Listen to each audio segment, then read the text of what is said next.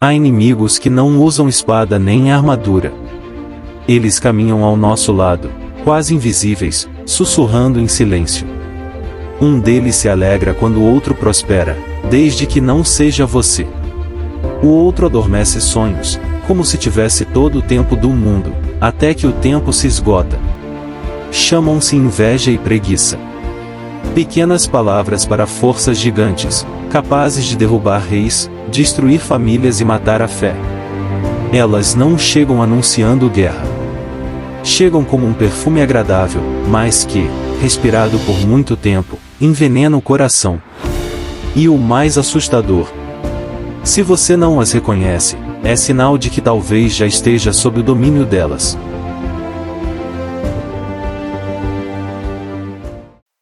A inveja não é apenas querer o que o outro possui, é querer que ele não tenha. Ela é como uma sombra que se alonga no coração quando a luz da gratidão se apaga. Tudo começa com a comparação. Olhos que medem conquistas, casas, roupas, relacionamentos, talentos, e ao invés de se inspirar, o coração enche de ressentimento. A insatisfação cresce como uma raiz escondida, sugando a alegria e tornando impossível celebrar a vitória de outra pessoa. A Bíblia nos mostra que a inveja é mais perigosa do que parece, porque ela não fica parada, ela se transforma. Do silêncio, nasce a murmuração. Daí vem o ódio. E do ódio, ações que podem destruir vidas, amizades e até famílias inteiras. É por isso que Provérbios 14:30 diz: o coração em paz dá vida ao corpo, mas a inveja apodrece os ossos. Ela não só corrói relacionamentos, ela corrói a própria alma.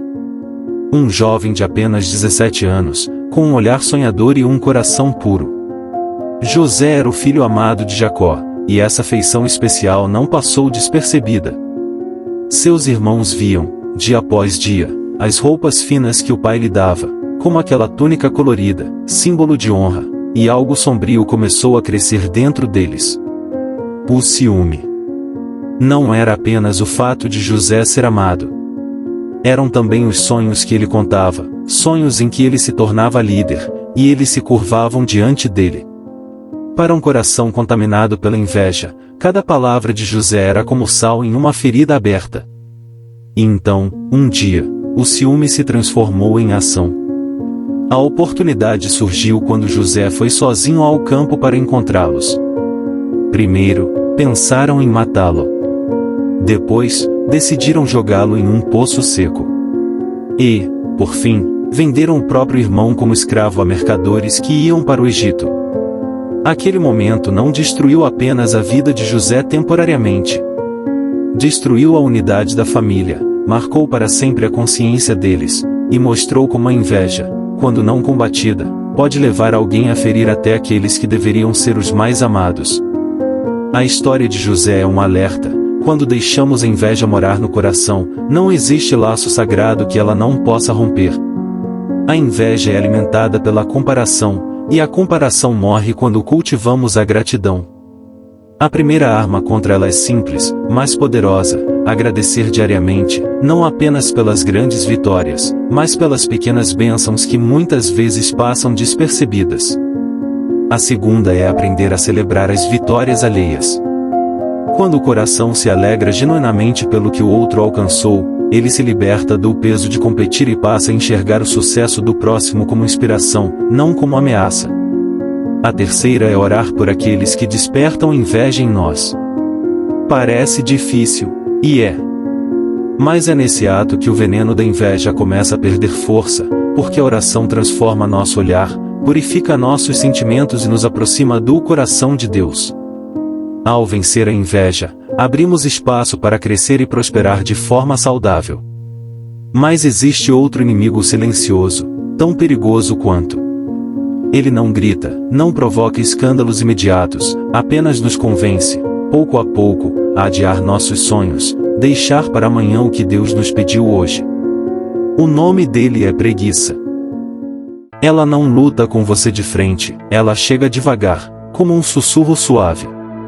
Descanse mais um pouco, amanhã você começa, não há pressa. Ela não se apresenta como inimiga, na verdade, Parece uma amiga que oferece conforto. Mas, enquanto você descansa além da medida, ela rouba algo precioso, o tempo. E o tempo, uma vez perdido, jamais pode ser recuperado. A Bíblia a descreve como um veneno silencioso que seca as mãos do trabalhador e deixa o espírito doente. Em Provérbios 6:11, somos convidados a observar a formiga, pequena, mas incansável, frágil, mas sempre preparada. O preguiçoso, ao contrário, fecha os olhos por um pouco mais de sono e desperta para encontrar o campo tomado pelo mato e a vida dominada pela escassez. A preguiça não destrói de um dia para o outro. Ela adormece sonhos, sufoca talentos, e sem que se perceba, afasta o coração da missão que Deus confiou. A preguiça parece inofensiva, mas é uma das maiores ladrões da vida humana. Ela rouba o tempo, e com ele vem a perda das oportunidades que jamais voltarão. Primeiro, ela produz pobreza material. O preguiçoso vê a colheita de longe, mas não se levanta para plantar. Vê portas se abrirem, mas não caminha para atravessá-las. E quando a necessidade chega, encontra as mãos vazias. Depois, vem a pobreza espiritual.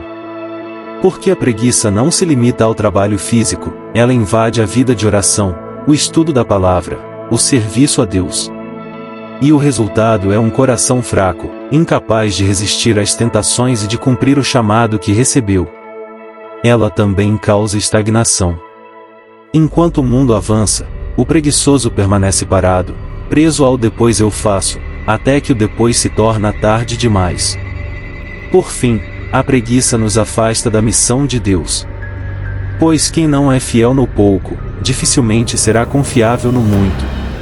Jesus advertiu, na parábola dos talentos Mateus 25:26, que o servo inútil não perdeu por incapacidade, mas por não fazer absolutamente nada com o que lhe foi dado. O sábio de Provérbios nos leva a caminhar por um lugar silencioso. Um campo que um dia foi verde, fértil e cheio de promessa. Mas agora, o que se vê são espinhos cobrindo o solo, pedras espalhadas e um muro quebrado, caído pela metade. Não houve guerra ali, nem tempestade destruidora. O que houve foi nada. Nada feito. Nada plantado. Nada cuidado. O dono do campo não era incapaz, apenas escolheu dormir um pouco mais, deixar para amanhã, não se esforçar hoje. E assim, pouco a pouco, a vida escapou daquele lugar. Um alerta que atravessou séculos. Um pouco de sono, um breve cochilo, braços cruzados para descansar, e a pobreza virá como um ladrão, e a necessidade, como um homem armado. O campo abandonado do preguiçoso é mais do que uma metáfora agrícola, é a imagem de sonhos que murcharam, de talentos que nunca frutificaram, de vidas que poderiam ter sido abundantes, mas foram deixadas para apodrecer no esquecimento. A preguiça se combate com disciplina, não aquela que espera a motivação aparecer, mas aquela que age mesmo quando o corpo não quer. Comece o dia lembrando que cada minuto é um presente que não será devolvido. Trabalhe como se fosse para o Senhor. Colossenses 3:23. Isso transforma até as tarefas mais simples em um ato de adoração. Aprenda a dividir grandes tarefas em pequenas partes. O preguiçoso olha para a montanha e desiste, o diligente dá o primeiro passo e descobre que o caminho não era tão impossível. E, acima de tudo, mantenha propósito e visão. Quem sabe para onde vai não se deixa seduzir pelo conforto que paralisa. A inveja e a preguiça parecem diferentes, mas são irmãs silenciosas. A primeira consome a alegria ao olhar para o que o outro tem, a segunda rouba a chance de conquistar aquilo que Deus já colocou ao alcance das suas mãos. A inveja diz, eu queria ter o que ele tem. A preguiça sussurra, mas não vou me esforçar para conseguir. Juntas, elas destroem sonhos, corrompem relacionamentos e afastam do propósito divino. Por isso, o chamado hoje é para vigiar.